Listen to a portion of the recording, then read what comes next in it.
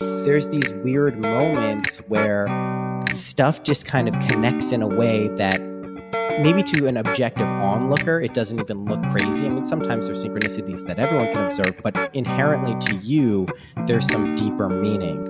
Welcome to The Art of Humanity. I'm your host, Jessica Ann. This is my podcast where you can listen for fresh perspectives with artists, leaders, authors, and your favorite entrepreneurs. You can explore creativity and consciousness, evolve your business with the art of humanity. Now, here's this week's episode. Hi, I'm Jessica Ann, and welcome to another episode of The Art of Humanity. This podcast is my expression, where I talk about things that are coming up for me personally and what I observe in the collective. Today's episode is all about synchronicity. Carl Jung has said, synchronicity is an ever-present reality for those who have eyes to see. My life, it's a series of synchronicities. The present guides me from moment to moment as I make decisions, hopping on spontaneous flights, moving to a new city, starting a new hobby or a business. Life lights me up. And absorbing the new consciousness that's infiltrating the planet right now is a full-time job. If you listened to my interview with Seth Godin, you may have heard how we can incorporate the softer side of marketing and culture. This is why I'm so passionate about my 3-word rebellion, which is humanize your brand. It's because the tools to grow your business are inside of you. They're not in Slack, they're not in Evernote, they're not in any of the fancy time tracking tools because, hint, hint, time tracking does not expand your consciousness. But do you know what does expand your consciousness and increase synchronicities?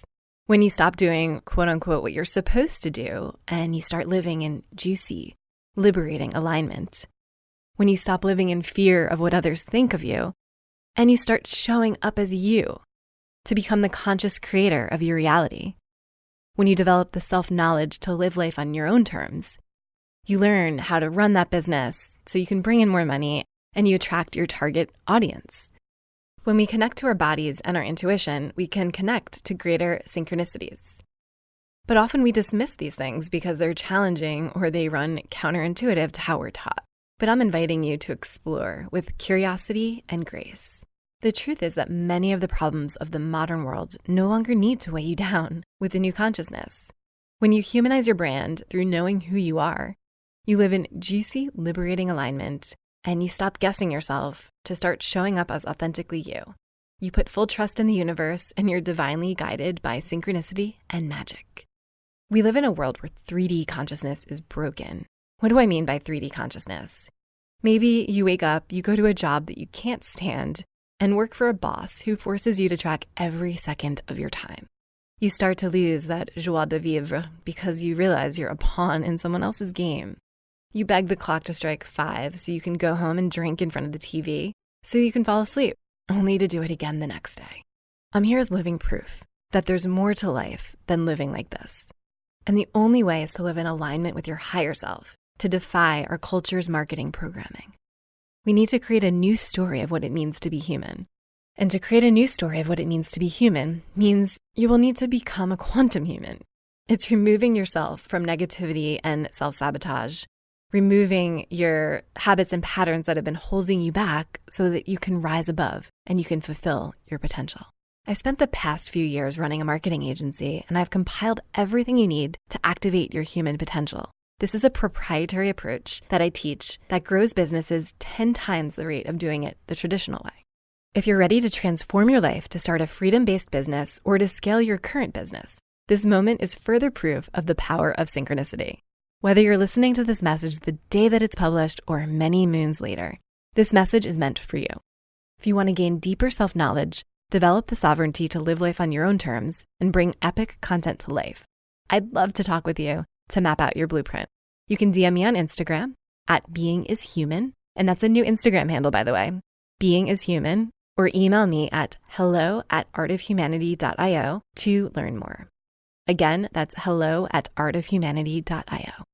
Let my story help you get to a place where you're no longer living by society's rules.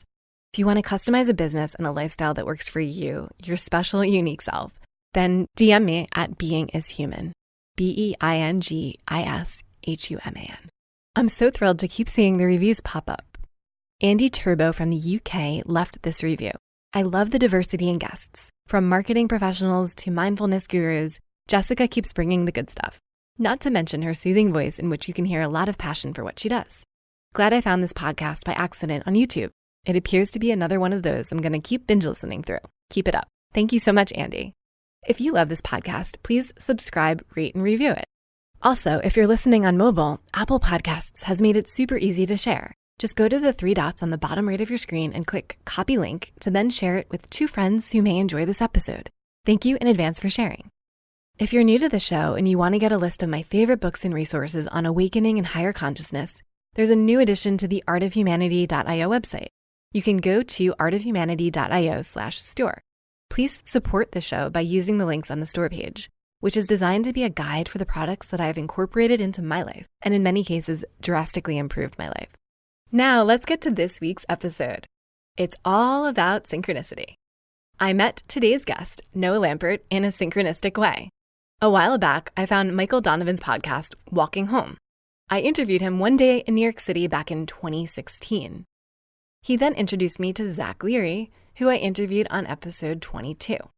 Flash forward to the following year. I was walking along the beach in LA with my dog while listening to Michael's podcast, and who did I run into on the beach? Michael Donovan. What a small synchronistic world. I immediately texted Zach to let him know that I ran into Michael, who I had thought was still living in New York. This story might seem random, but I truly believe that nothing is random, and that there's a deeper map of a synchronistic universe that exists when you follow your intuition. So thanks to these awesome other people, I now know Noah, and he's my guest today. And he has a podcast network called the MindPod Network. Check it out. It has many other rad humans, and I'm honored to be a part of his network. Let's get to the interview with Noah. In this conversation, we discuss how he came up with the Synchronicity podcast, how imagination creates reality, how to put yourself in a hypnagogic state so that you can embody what you want in your future. Let's go to the show. Noah, thank you so much for joining me on The Art of Humanity. Thanks for having me on. Awesome. So it's so funny because Zach Leary introduced us, and I literally just found out that I interviewed Zach exactly 2 years ago on this podcast. It was episode 22. So it's so coincidental and synchronistic that I am interviewing you on the exact day to the T where I interviewed Zach. It's Isn't funny. that so funny? It's funny how stuff works like that. Right, isn't it? I love it. And that's the name of your podcast, which is Synchronicity. Yes, it is. So freaking cool. I love that name. And I just want to hear more about how you decided to launch a podcast called Synchronicity. That is a good question, and thank you. I'm glad you like it. It's a name that, truthfully, my wife came up with. She knew I was a big fan of the word and the term, primarily from Carl Jung, who he didn't come up with it, he didn't coin it, but he repopularized it when he was writing about it. And he has Carl Jung just has weird ways of saying things. He called synchronicity an acausal pattern of orderedness. It's dude, what are you talking about? But what he was basically getting at is that there's these weird moments where stuff just kind of connects in a way that maybe to an objective onlooker, it doesn't even look crazy. I mean, sometimes there's synchronicities that everyone can observe, but inherently to you, there's some deeper meaning. So I called the podcast Synchronicity because in 2003, I had an experience where essentially everything I perceived was one nonstop synchronicity. And it was after a nominal, normal dose of LSD. It wasn't anything crazy, but I didn't come down for 3 months, basically. And that it obviously radically altered the way that I perceived the world, experienced it, and had an extended period of time to kind of investigate what was going on. So that's why I called the podcast Synchronicity. And then recently, I've come to have kind of a new realization about what synchronicities are. And what I basically say is this now is your life is a symphony of synchronicities and you're the conductor. And the song you're playing yourself is you're trying to remind yourself who you are constantly. It doesn't feel like this. It feels like there's some external reality that's doing these things. And it's whoa, that's so weird, universe, but it's you. And when you wake up to it, you start to understand synchronicity's function as kind of like a little cosmic wink from yourself that you're on the right path. So I like synchronicities because they tend to ramp up when you're really doing what you're supposed to be doing. So the podcast has kind of turned into this like turbo boost for synchronicities for myself and other people who start using these kind of what I call the imaginal acts, which I'm sure we will talk about plenty because it's been the game changer. Let's put it like that. Yeah, absolutely. I love it. So this was all the way back in 2003 where everything you perceived was synchronistic. So that's a lot of time that happened. Was it always that intense synchronicity since 2003, or did you kind of forget about some synchronicities and then it was a process of relearning how the world works when you may be on LSD, but there's like this whole other dimension kind of to reality that we don't always see or we're not able to tap into, but which was possible, I'm sure, when you were on LSD. So tell me a little bit more about the process of, what happened then to how you became Noah Lampert today. That's a really good question. So I probably up until like 3 months ago couldn't have told you exactly what was going on. Like those 16 years would have just seemed like, I'm kind of unpacking the experience. I don't really know what it was, but it was important and I learned a lot, but I don't really know how to integrate it into this world. What I thought was an experience that was brought on by a substance, LSD in this case, that I knew was out of my body for 3 months. I wasn't taking more of it. So I knew I wasn't on something and it was doing it to me physically or physiologically. But I essentially kind of made the misapprehension that there was a drug that had gotten me into this state. So what happened is after this very intense kind of high vibrational, like crazy downloads, I'm also like, keep in mind, like a young college kid at a music school in Boston, with dreadlocks. Like I'm like a normal person too. Like I'm a horny kid, like, you know what I mean? Like a young adult. So like, it was just a very intense period. So after about 3 months of that state, I crashed. I crashed super hard. I got shot up to the top of like Mount Everest. And then I just came crashing back down to earth and I got depressed for the first time in my life. Mm-hmm. And luckily it was such a foreign state of consciousness to me that like I knew something was wrong after a little bit. And I went back home. I couldn't be in college anymore. I wasn't leaving my room. It was just like straight clinical depression. So I went back home to Maryland for a little bit. Luckily, my mom was able to I lived in the basement for like 6 months, enrolled in community college, got a job like as a cashier in Bethesda, like selling tacos to rich people. It was like the worst. But basically, I was in Bethesda then too. I was living in DC right around that time. Oh no shit! Yeah, I went to BCC. Yeah, so no way. That's so funny. Yeah. It's an interesting world. It's a small world. But basically, I also was seeing a psychiatrist at that point. I was really kind of out there. So I ended up getting clinically diagnosed as bipolar and got put on lithium for what ended up being about 4 or 5 years.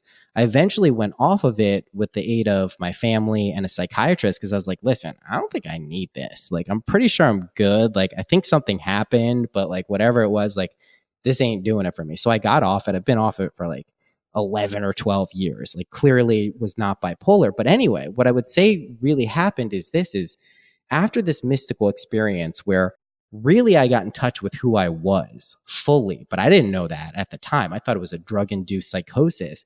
I basically put on my normal people clothes up until about 3 months ago, truthfully. Like I'd get little peaks here and there, like a lot of people, of little synchronicities, little magical things, little kind of power, mind over matter, little like selecting versions of reality, but really just truthfully, like kind of frustrated, like Clark Kent version of myself. And then 3 months ago, through a very quick succession of synchronicities, I stumbled across a 20th century mystic called Neville Goddard, who I'd never heard of before. Yeah. And basically was very taken with his ideas and found on SoulSeek, which is a peer-to-peer file transfer thing. It was like a Napster from like the early 2000s, but they still have everything because it's just basically people sharing files. I looked for Neville Goddard stuff and I found like 80 talks. Wow. And the quality was terrible, like painful to listen to. But there was something about, not all of them were painful, but a lot of them were, but there was something about the way he spoke about this stuff that was just like, I was like, this is really resonant with me. Like some of the things he started to say like really started to remind me of what had happened 16 years ago. I wasn't on drugs, right? I mean, I'll cop to microdosing LSD every here and there, but like certainly not a regular regimen when I'm listening to these. But I'm listening to this stuff, and then he starts talking about like weird biblical stuff. And I'm like, all right, I am not into the Bible. I don't care about this stuff at all. But he starts talking about how the characters in the Old and New Testaments basically are not historical accounts of what happened, but they're psychological states that we bring ourselves through. And then he starts talking about Jesus Christ. And going back 16 years ago in 2003, I grew up Jewish, right? I did not learn anything about Jesus. I did not read the New Testament. Anything I would have learned about Jesus would have been very superficial and through like mainstream culture, like not having conversations with my friend about Jesus. But one thing that happened in 16 years ago is I knew for a fact I was Jesus Christ. It's not like I thought I was. It's not like I kind of was like, hey, I'm Jesus. I just knew that A, I was Jesus Christ.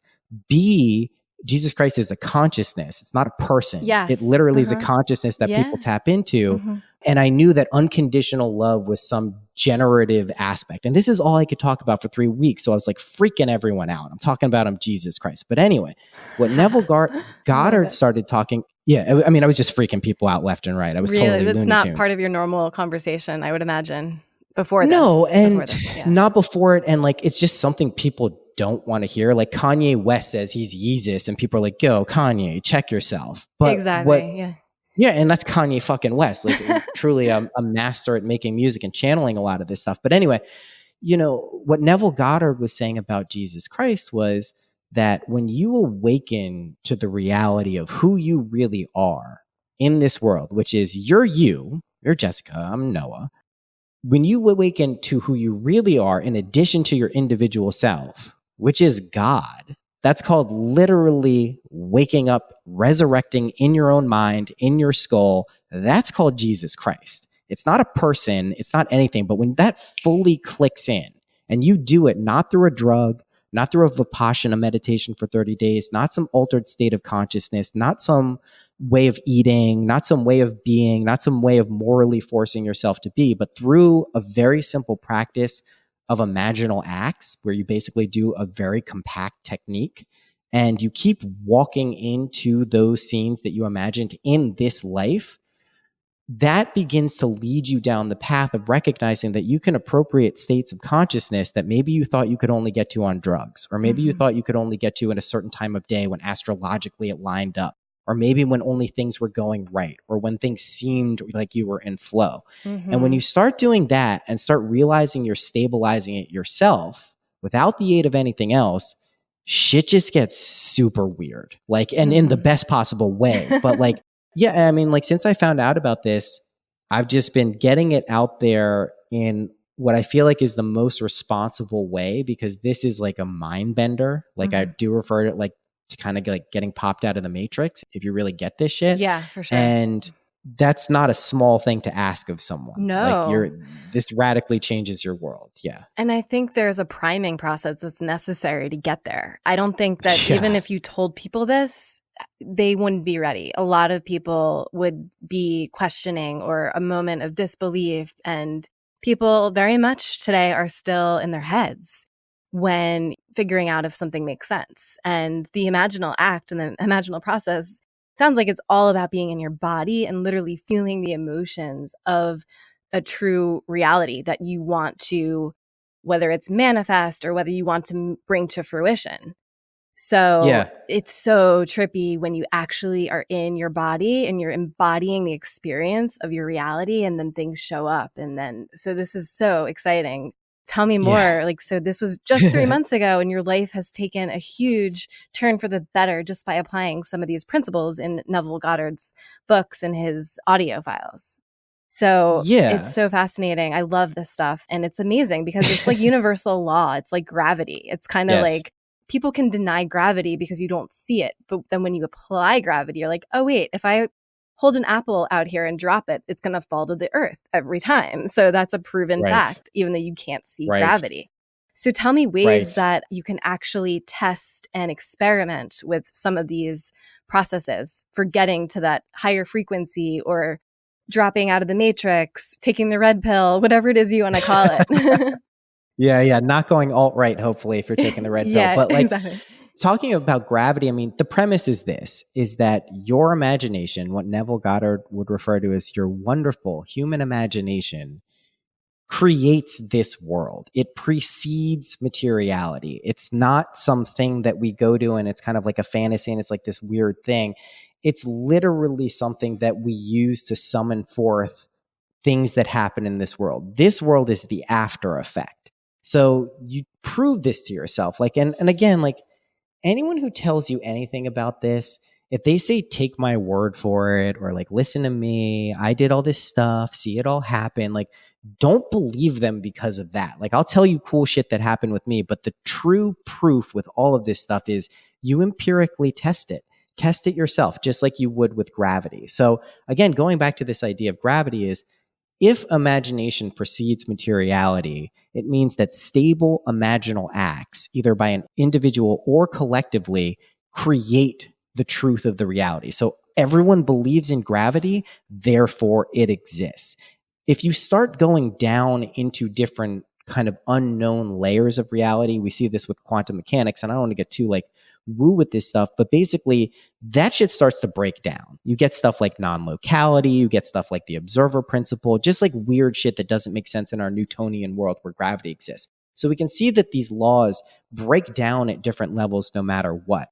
Essentially what we're seeing there is that in the imaginal realms, in this world where we're not thinking and actively imagining things, we have basically an unknown nexus point of whatever can emerge from it. So that's important. So the technique I use to essentially but basically I use this technique to summon forth different versions of reality that I started using like for very practical means, like money. I had just had a kid. We spoke about it a little bit, but I was freelancing. I basically had to spend my time helping people do stuff, which was a win-win. It was great. But I had to spend my time to make money, which is like not that weird of an idea. Like that's how that's how labor works, right? But it is weird when you start living another way, for sure. But go ahead. Or I just lived 35 years of my life, like 20 years of my life thinking that's how money is made, right? And I've had cryptocurrency too. So I've seen it's been made other ways, had it for a long time. So I've seen like that money is this not exactly what we think it is. However, I didn't have a recurring stream of income that I could rely on where it was basically autopilot. And it had always been a dream of mine. But anyway, I wasn't even thinking about that. I was just like, I need money. So I started using this imaginal technique, and I'll give the technique. And within a month and a half, before the money started rolling in, I just felt differently. And that's what I want to say about all this stuff. The most powerful thing about it isn't the material stuff you'll get, isn't the relationships. I mean, those are very powerful, but it aren't even those. It's the ability to change your mind and drop things like fear, anxiety, doubt, worry, depression, and start literally calling forth and summoning forth the best version of yourself who loves themselves, loves people around them, is always doing the thing to kind of help themselves and other people. And you do that very quickly once you realize kind of what this world is. So here's the technique. Yeah, let's it's hear it. very simple. Took me 35 years to do the first step. So it doesn't have to take that long if you know what you're doing. But it might take people sometimes short, some people a little longer. But anyway, the first step is you find something you really want. You find something you really desire. You find something you wish for, like truthfully. Now, there are different levels of this. Some people will find it difficult to wish for something really big and deep at first. Some people will find that natural. Some people will find it's easier to go for a little thing, a little tangible, let me see something happen before I start believing this. It doesn't matter. There's no wrong or right way to do this, but you find the thing you desire, right? Then as you're going to sleep, or you can put yourself in this state during the day, a drowsy-like state. Right? It's a liminal state, an in-between state between where you're going to sleep and where you're asleep. It's a drowsy-like state. And the good thing about this is you don't need to meditate. It's not a holy space. It's not something you have to be doing certain exercises or cleansing practices. You can smoke weed. You can drink. You could take K. You could do whatever you want. Like, it doesn't matter. You just have to be able to put yourself in this space. And weed is a very good thing if you know how to use it, cannabis in general, for this stuff, because it really shifts you into this imaginal way of thinking naturally, whether we recognize it or not. But anyway, So what happens next? Okay, so you put yourself in this state, and then what? in this hypnagogic Mhm. state, then you're going to create a very short, compact scene that implies the thing you wished for. It's already been fulfilled. It's already happened. So the example I give over and over again, because this doesn't apply to a lot of people, is if you were working at an office, you wanted a promotion. What you would imagine is someone shaking your hand saying, "Congratulations on the new job." And you'd say, "Thanks." And you just imagine this very short scene, and you'd load it with as much sensory detail as you possibly can. As much as this world, all the senses you could possibly incorporate in that scene, load it into that short, little compact scene. And every time your mind wanders, snap it back to that. Every time it expands past it, snap it back to the short scene. And then the most important part is you're going to load the scene up with how you would actually feel in that situation. So if you wanted that promotion, you finally got it, and this is your heart's desire, imagine how you would feel. I suggest a loving emotion. You don't have to use one, but I highly suggest it. And then what I like to do, I haven't heard anyone talk about it, but it is really useful for me, and I think most people, is to turbo boost it, is also imagine that you knew you imagined this for yourself in the scene. Yeah, I love So when you do that, the reason it's important is it evokes a sense of wonder and awe that is very, very powerful. And if what I suggest is true, and what you'll experience is this, is after that, you just go to sleep, or you wake up, you pull yourself up from the bed or the chair, and then you don't do anything. You don't take any extra steps to make your thing happen. You can take your regular course of action. I use the example, if you want to be a successful musician, keep making music, but don't make an extra call to get something done. Don't take an extra step. The reason I say that is, if you do, when the thing happens, you may attribute it. You'll build a bridge of incidents that basically says, "Oh, well, this happened because I did X and I did Y. So that's why this happened." Your rational mind, going back to what you said before, people, this will bounce off some people. Our rational minds, our analytical minds, hates this shit. Yeah. And it's not because they're dicks. It's not because like that part of us are assholes. Like, it's because it's just trying to protect us. This puts an incredible amount of responsibility on you as an individual if this is true, right? If you prove this is true. Yeah, and you have to surrender. Yeah, it's a lot of surrendering. Oh, yeah. Yeah. Feels like Yeah. dying. Yeah, feels like Absolutely. dying over and over. And I think that it just puts too much trust into this quote unquote universe, or whatever you want to call it. It's this blind faith that's necessary in order for you to surrender and see what happens. And it's you. That's what it is. Like, here's the Neville Goddard trick. It makes you feel bad the first 20 times you hear it, but he'll be like, if I say God, if I say universe, if I say Krishna, if I say Buddha, and you think of anyone but yourself immediately, you don't get this shit. That he says, you failed the test.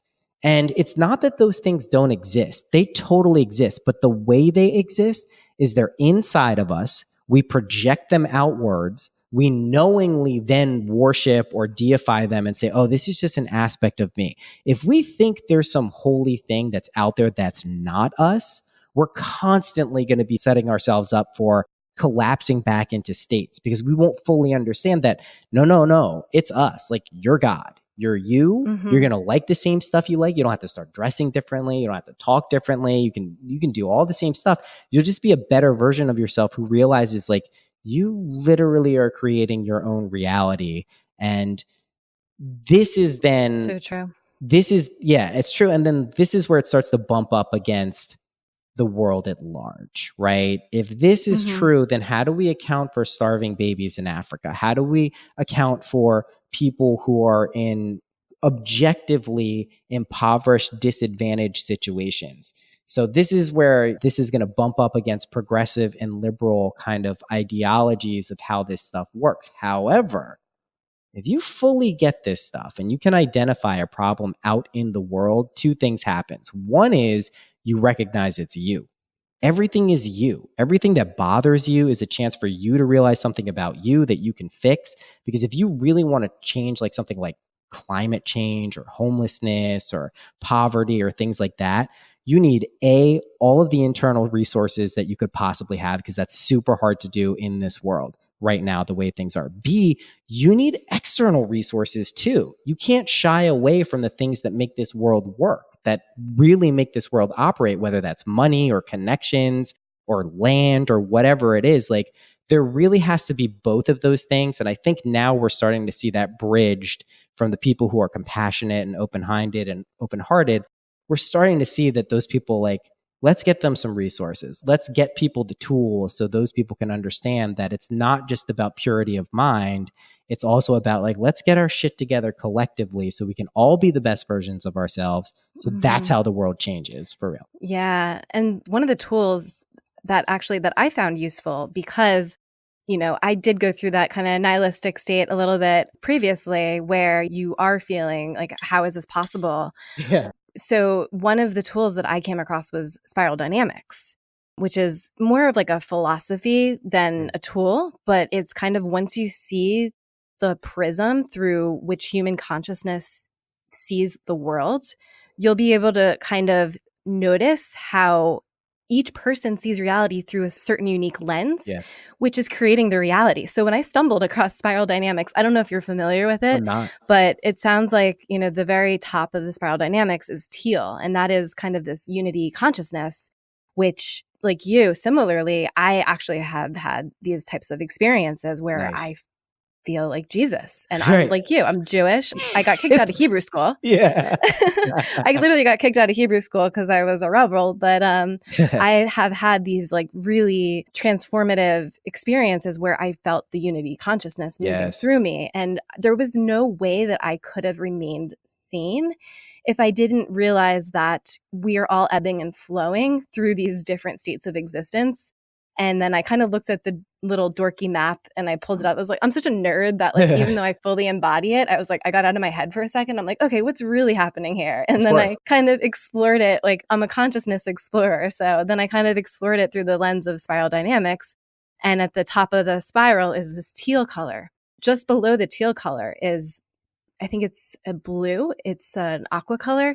And that's like kind of the, right, you're in your mind. So it's after the green. The green is the we are all one. It's like the hippies and the people who believe we are all one. And then right above that is you get back into your head and you realize, okay, you're really not all one, but what are we? And then you actually go one level up and then you become teal, which is this like transcendent unity, Christ consciousness experience. Yes. So that helped me keep me sane, honestly, knowing that there are these different lenses of reality.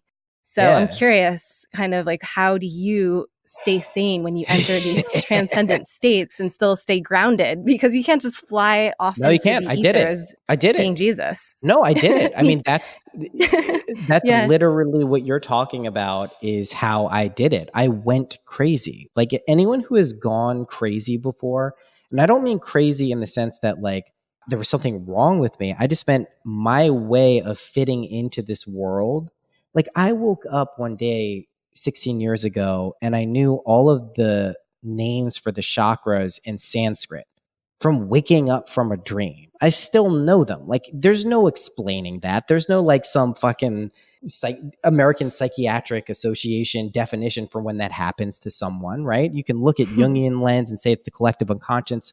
There is no real explanation for that. So I went nuts. I also, this time around, what is so different about it is, if you spoke to me back then, I wouldn't be able to lucidly explain what was objectively going on with me and subjectively going on with me in the moment, but also I wouldn't be able to have any framework for relating it to anyone. This time around, internally, there's a sense of equanimity. There's a sense of groundedness. Like, just to be clear, like, what really proved to me that you can stabilize this stuff is, my son was born 15 days early.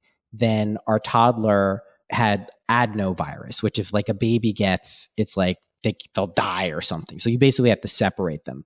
Then my dad had a heart attack. He's fine. Then my baby was in the pediatric intensive care unit because he had RSV, which is like just a regular cold, but babies can't clear their lungs. He was there for 5 days in the hospital. So all of these like objectively kind of horrible things are going on.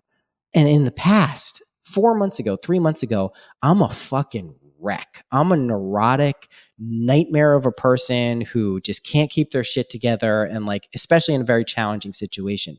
But this entire time through all of those events, I was fine. And it wasn't like a delusory, like detached from reality. I was present. I was at the hospital. Like I knew what was going on. But like when you get to these states and you really recognize what's going on and you learn to like truly grapple and then grasp and then hold on to faith, which is just like, as Goddard put it, it's just loyalty to the unseen world. It's knowing that your imagination really is the real thing and that this world is a dream. And when you fully understand that, it doesn't mean you like go off into space and don't deal with this world. It's like if you woke up in a dream when you went to sleep last night and recognized you were in a dream, you're like, oh my God, I can do whatever I want. I can build like a magic world of wonder where everyone loves each other. You would do that stuff. So what I'm saying to people is like when you fully get this, that's what's going on here. And it can be very distracting and very difficult to remember that when you look out into the world and either in your immediate surroundings or the political landscape or the geopolitical landscape or just the environmental landscape, you just get reflections back of like sheer horror. But if you recognize what's really going on and you don't run away from it and you bear witness and you pay attention, you recognize what a precious opportunity we have to like literally be who we've always wanted to be in our heart of hearts. Then we recognize that if we're let's say Jesus Christ, let's talk about what Jesus Christ did. Jesus Christ had the ability to bless people. Jesus Christ had the ability to heal people, right? We can look at this in terms of practical, like you come up with something that helps people, or you can look like if you fully get this, you can start casting spells on people, like really, really amazing spells. All good spells though, right? Well, here's the thing. I mean, here's the truth with all of this stuff. Like, I used to like believe karma was like an unbreakable law, right? It's not. Nothing is. Anything we imagine, that's the only thing that's unbreakable, that is a reality and it creates things in this world. So karma is like 80% real. No, you could use this for horrible, horrible things. Look at the world for proof of it. People are doing this every day. Like this is how we live our lives, whether we know it or not. Like there's bad shit out there. I choose to focus only on the positive because I just feel like that's where I prefer to be, but I definitely can see how it can go both ways for sure. The light and the dark. I mean, the yin and the yang, it's all there. Yeah, I got a dose. So what happened to me during this kind of like wake up moment over the past 2 months is I've always associated with two things, kind of the divine feminine, which has guided me my entire life, and light. And I got a real wake up call about something, which was I got masculine energies in me and I got a whole lot of dark too.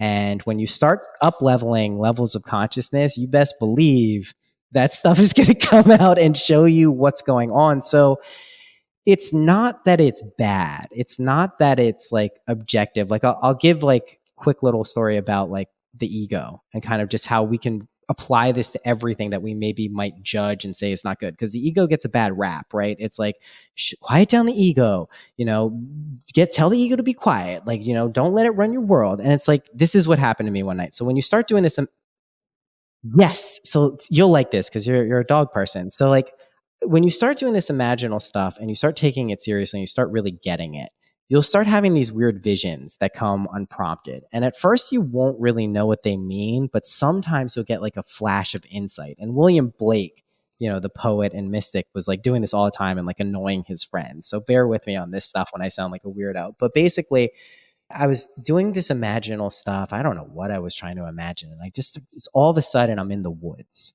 I'm in the middle of the woods. It's nighttime. There's a fire in the middle. There's trees all around me. And I'm like near the fire. And I see a wolf, and this wolf is just like circling and snapping and snarling. And it's just like in real life, it feels like I'm really there too. Just to be clear, I'd be terrified. I'd be like, oh, fuck, this wolf is going to eat me. This is bad. But I'm not. I'm calm in this scene. It's circling around me. It's getting closer and closer, smaller and smaller circles. And it's getting really close, still snapping, still like it's going to rip my arm off. And I tell it to come. And I tell it to sit, and it sits. Then I start petting it, and then I start cuddling it. And I'm like, oh my God, this is my ego. Like, this is literally like, I get it now. I totally get it. Like it's on defense. It's so amped up. It's trying to protect me, even if it doesn't recognize me. It's just like amped up because it doesn't want me to get hurt, but it doesn't recognize what's going on. If anything comes in its field, it's just going to be mean towards it and angry towards it. But if you recognize what it is and you make friends with it and you love it, it's your best bud. Like that's a cool as badass wolf, like in Game of Thrones. You have a dire wolf to like do your bidding. Like, so you need like, not that one needs to understand this, but like when you get to those levels of insights and start learning how to like use your ego in a healthy way rather than subduing it and kind of getting rid of the desirous aspects of it, it's just really transformative stuff. Yeah, life becomes a lucid dream. You wonder kind of if you're really dreaming. And there are so many situations like that happened to me. And it's funny that you share that dream, or actually it was more of like a meditation, you said? It was just like a weird, like you'll be doing one of these things like, I want money or something. And then it'll be like, why am I in the forest? What the hell is this? It's like, Exactly. So I had a similar dream to you, and it involved an animal as well. And it's so interesting that your perspective on that was the ego, because I was climbing up a mountain and I get to the top of the mountain and there's this huge bear and it's looking at me, and I would normally be freaked out. I'd be so scared of it. But it just looked at me and we kind of locked eyes, and I didn't know what it was going to do. And there was zero fear in my body. And I just kind of kept walking towards it. And as the closer I got towards it, I noticed that it was a bear costume. And the bear starts taking off his mask, and there was a human underneath it. So it's so fascinating to hear that your perspective is the ego, because I think we're on similar paths or wavelengths, because I've been getting these downloads too. And it is the healthy ego. There is that scary ego which defends and just snarls and is scary, but then there's the one underneath the masks that we all wear that's beautiful, and it's there and it's solid and it has compassion and love and joy, and it's just exuding this beautiful energy. But you have to get rid of that like external ferociousness of our bad ego, or so to speak. So and like this is where I think, again, this imaginal stuff, this is the real power of it. And like power is a word that it would have scared me. It would have seemed like something dirty. Like, why do I need to be powerful? Why do I need to be exercising power? But like the real power is that you can start just dropping the bullshit, right? You can just stop dropping the parts of you that hold you back from doing the things you really want to do. And like, this is where I've kind of not clashed, but I've noticed some issues with a lot of the kind of Eastern philosophies, and I love them, just to be clear. Still, like the Gospels of Ramakrishna is still one of my favorite things I've ever. It's just like a blueprint for mystical experiences. But a lot of the Vedic and Buddhist stuff translated and brought over by Westerners, or then taught by people from those places and then brought to Westerners, is this idea of non-attachment or the karmic implications of desire. And that's what switched it for me. Like, I've done active meditation. I've studied with preeminent meditation teachers in this country and just in the world. And what always kind of got me about it is when I would clear my mind and I would notice the monkey mind and I would get to a place of stability, I'd literally always go like, and now what? Yes. And like, and now what? Like, what do I do now? And then if you go to a teacher, they'll say, oh, well, that's just another thought. Get behind it, get to the place where you're just noticing. And I'm like, okay. But when I started using this imaginal stuff, and like, if you look at it, by the way, look at Dzogchen, look at Tibetan Buddhism, the deepest, most secret teachings that they do. It's all imaginal work. They have you visualize these lotus petals, and then there's this color, and then there's this consort, and they're that color, and they're holding this in their arm. All of this stuff all over the world is built on these imaginal principles. But when I started using these imaginal techniques, I finally had a way to direct kind of this emptiness, this void, this canvas. I had a way to kind of direct my intention somewhere and pursue these desires. And some of them led me into trouble, and it's almost into trouble. It was really controlled nosedives. This is what I learned. But basically, a lot of them showed me who I really am, and very quickly. And I think if we suppress and deny that and make the misapprehension that there's going to be some like karmic price to pay all the time, I think that's totally wrong, right? I don't think that it's a misguided For way of sure. looking at things. Yeah. Yeah, 100%. And I get it. I was there too. It's like, okay, what is beyond the enlightenment? It's not like we reach enlightenment and then we're done with our humanity. It's Right. actually grounding that enlightenment onto the planet. We're here on this earth. We actually have to use that enlightenment to create a reality. Why don't we create a reality that's for the better? So it's Yeah. taking that transcendent experiencing and realizing your power, as you said, and then implementing that into whether it's even small things that become reality that show you that you are a powerful creator. Exactly. And it is And so then powerful when that world. happens. It's your world, right? It's Yeah. your world. Yeah, Your that's world. just happened. I mean, you can test it with really small things and things that you can't explain in your logical mind that start happening in ways that just have a sense of humor. Like the universe has such a sense of Yes. humor when it does this too, because it's literally giving you that cosmic wink. As you said, Yes. just the other day, I was walking my dog with my boyfriend. My dog's name is Karma, by the way. Nice. Yeah. And I was sharing a story about the power of numbers. And I was like, yeah, there is this golden ratio, and just really diving deep and nerding out over numbers and, the Fibonacci sequence. And I say numbers are everywhere. And then we meet another dog on our walk. And I asked the owner what the dog's name was. And she says, his name is Pi. And I was like, can you clarify the Yes, spelling exactly. of that? And she's like, just PI. And Yeah, of course. I looked at my boyfriend. We both started laughing because we were literally just talking about 3.14. And then we meet a dog named Pi. You touched on like a super important thing because it goes back to like, how do you stay sane? Right. So there's the quote from Joseph Campbell that the as he calls it, I think the psychotic drowns in the same waters that the mystic swims in with delight. So that's an important thing to remember, because when you're talking about a lot of this stuff and you get detached from reality and things get overly serious or overly anything, you're probably getting a little bit off course. But if you can see the absolute hilarity, like those little synchronicities like that, where it's just like, this is so silly. Like, this is so obviously ridiculous and proof that there's something else going on. Like, when I say your life is a symphony of synchronicities, like, that's everything all of the time. And there's no exceptions, is constantly trying to communicate this fundamental truth to you, which is you are running the show. Nothing out there, even as external as it seems, Donald Trump, whatever it is, it's you. You're running this version of reality for yourself for a reason. And I would say the reason is like, when we don't have bodies, when we're not here in this world, what we think and what we imagine happens very quickly, very, very quickly. So we come here for a variety of reasons, but one of them is so we can stabilize and get used to, like, luckily, if I imagine some horrible thing, it doesn't happen right then. You know what I mean? There's time, there's intention, there's ways of changing it. There's no predeterminism that you can't go and kind of alter some scenario you imagined. Thank God, because we don't have control. Like, if we mapped out all of our thoughts and imaginal acts throughout a day and looked at it at the end of the day, we'd be like, what the hell is the matter with me? Why did I think all of these horrible things about myself? Like, this is just not like, do I hate myself?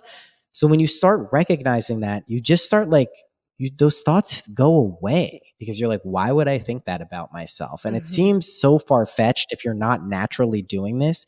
But like, I was someone who would say was very well adjusted, very happy, would have put myself on like 8 out of 10s on all the positive metric scales. But looking back, seeing how much shit I was just carrying on to, not that I'm perfect now, I was not 8s. I was like 5s at best. Yeah, because I think a lot of that is being in our heads and thinking that we're happy. But until we're actually feeling it in our bodies and living it and testing it and actually living the truth of who we really are, I think we're always going to stay at those. And you don't really know. You don't know. Yeah. The level of your consciousness until you kind of like level up and look back and you're like, wow, I thought that, or I was that person. And life is so trippy because we're always evolving and growing, and you don't know what you don't know. And we are these multi-dimensional creatures and animals and on this planet spinning. And it blows my mind. And there is no such thing as time once you tap into this. I think Einstein said it best, was the only reason for time is that everything doesn't happen at once. And there is. And why do we know about Einstein? Why do we know about Einstein? You know why, right? We know about Einstein because of his theory of relativity and special relativity. And how did he come to that? How he talks about it all the time. He imagined himself on a beam of light and looked around and built his formulas from that. Every single person you go back and look at will literally tell you that they've done this. From like David Byrne, who talks about it in a song Pulled Up, The Talking Heads, from William Blake to Einstein to the dude who took LSD and came up with the double helix. Like all of this stuff, like this is how everything works. Literally everything. It's insane. I just got full body chills. Yeah. It really is. That's insane. I know. I love it. And Einstein, was on this beam of light, and Jesus Christ, no one really knows kind of what acid he was on or what mushrooms he was on. But you know what? It isn't anything external. That's the point. There is, as you were saying earlier, it's you. And you can get there through whether it's a meditative state or through anything. So what is like one practical takeaway that, say listeners are completely new to these concepts? What is one takeaway that they can use and apply in their lives today? Use the technique I mentioned, but one that I think that connects with the time as kind of like not existing and as a prism, and that we know and can prove this, is a lot of people carry around trauma and just a lot of stuff from previous experiences that have happened to them in this life. And one of the ways you can use these imaginal techniques is the same way I described as before, but find an event that caused you trauma, whether it was shame or fear or doubt or whatever it is. Go back to it, recreate the scene in the same way, sensory vividness, and just rewrite it the way you know you should have handled it, or the way you wish you could have communicated to the other person and how they would have reacted. And just do it in the same way. Short, compact scenes, snap back to it. And I promise you, your life will change. Your consciousness will change before anything else, but you'll also get external validation that something internally has changed. That's the most powerful way to kind of time travel and kind of do, like psychic surgery on your past self, which links up with your present self, because I did that for a lot of relationship stuff. And then when old kind of karmic patterns presented themselves, I saw what was going on. And even though it felt like I couldn't avoid what was happening, I saw that I could. And I saw that like there was a path forward that involved me not repeating the same mistakes and same kind of patterns that were harmful to myself and other people. So it's pretty powerful stuff and practical. It is really practical and powerful if you stay grounded with it. Like there are moments where you have to maybe reach out to a therapist and talk to someone. So if anyone listening might need that help, there's always that support out there for you.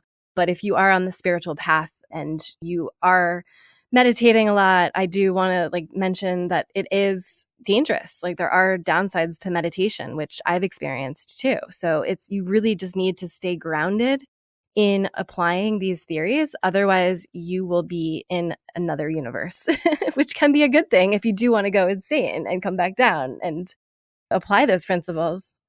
Here's how I describe it, just to give it the easiest way. If you do this and shoot yourself up to the top of the mountain, the view's the exact same. But if you skip to the end where you imagine yourself grounded, stabilized, a sense of equanimity and understanding this, because that way you have all the tools to climb the mountain yourself. You go around the icy patches, you go around the hard stuff, you know how you got there. And if you're at the top and you love the view, it's the same, but you need to go back down to talk to someone or do something, you can also do that. So that's why I think a lot of this stuff is when you get it, you can really just skip ahead to the best version of yourself and then let the rest unfold. And luckily there are other people out here talking about this stuff and going through it. And I encourage people to always feel free to contact me or anyone else who seems like they have some perspective on what the hell is going on in this crazy world, just because it can be very disorienting, like you're saying, incredibly disorienting. And from someone who's gone through it, I know how